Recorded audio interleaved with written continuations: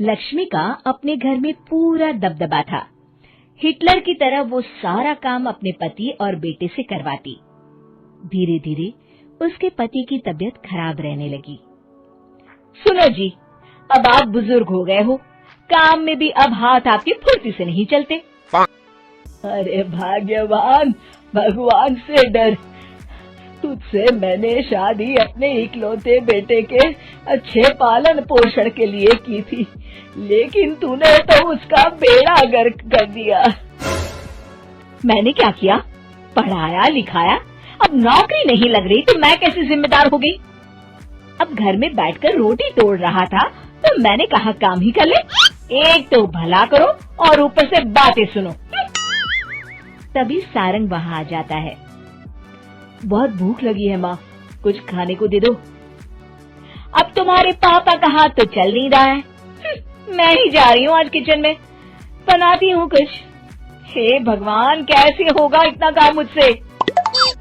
Lakshmi kitchen में काम कर रही होती है कि तभी अचानक उसे आइडिया आता है। अरे मैं भी ना, अरे यहाँ तो फ्री की नौकरानी ला सकती हूँ मैं, फिर मैं क्यों खाना बना रही हूँ? उस दिन लक्ष्मी सारंग की पसंद का खाना बनाती है और बैठकर उसे बड़े ही प्यार से खिलाती है। खा ले बेटा, खा ले, पेट भर के खा ले। अरे रुक, मैं तेरे लिए ना गर्मा गर्म रोटियां लाती हूँ। सारंग और उसके पिता एक दूसरे की ओर बड़े ही हैरानी से देखते हैं। बेटा सारंग, जरूर दाल में कुछ काला है, वरना ये औरत तो हमें बासी खाना भी सुकून से ना खाने दे। सुनील की बात लक्ष्मी सुन लेती है और जोर जोर से चिल्लाने लगती है। अरे हाँ, भलाई का तो जमाना ही नहीं रहा।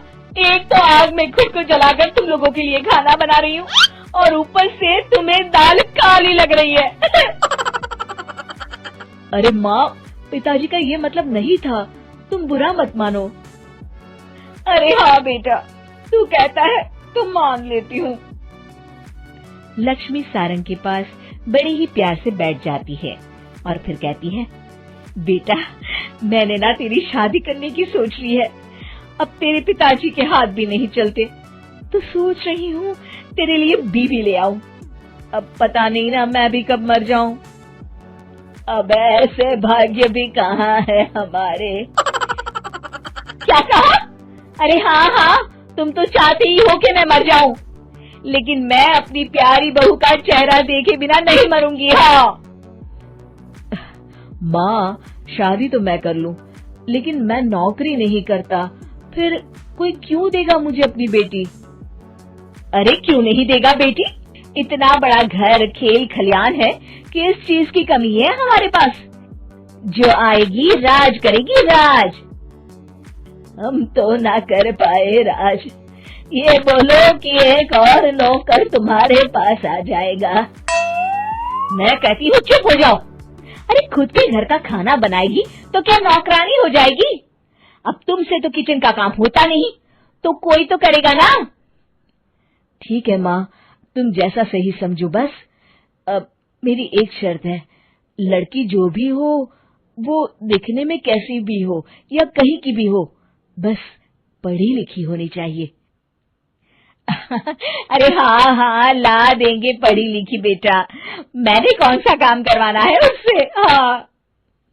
और फिर एक दिन पास के गांव की ही रति से सारंग की शादी हो जाती है।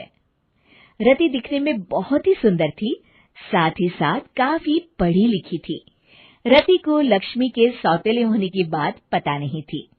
शुरू में जब रति ने सारंग को घर का काम करते देखा तो हैरान रह गई। अरे ये तो अच्छी बात है कि आप घर का काम करते हैं, लेकिन मैं तो घर में ही हूं ना, आप क्यों कर रहे हैं जी? जाइए, आप नौकरी के लिए अप्लाई कीजिए ना। तभी लक्ष्मी वहां आ जाती है।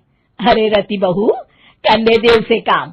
और हाँ, मेरे घर के कुछ नियम है, कायदे हैं, यहाँ बीच में ना ही बोलो तो तुम्हारे लिए अच्छा होगा। रति को लक्ष्मी की बात कुछ अजीब सी लगती है। वो समझ नहीं पाती है कि वो ऐसा व्यवहार क्यों कर रही है, लेकिन उसे लक्ष्मी के सौतेले होने के बारे में कुछ पता नहीं चलता है। फिर एक दिन तो हद ही हो जाती है।